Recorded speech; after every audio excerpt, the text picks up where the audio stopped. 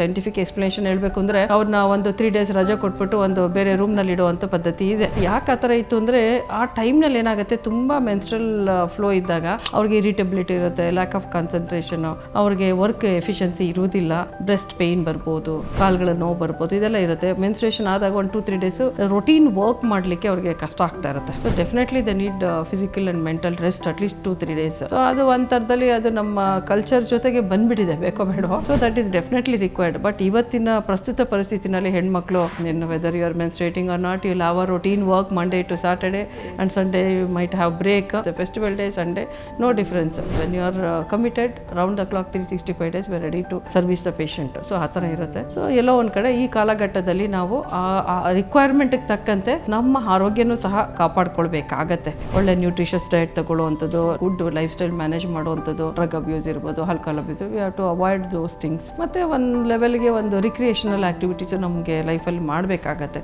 Computer ಹೇಗೆ refresh ಮಾಡ್ತೀರೋ recreation ಬಾಡಿಗೂ ಬೇಕಾಗತ್ತೆ, ಮೈಂಡ್ಗೂ ಬೇಕಾಗತ್ತೆ, ಮಾಡ್ತಾ ಹೋಗಬೇಕಾಗತ್ತೆ.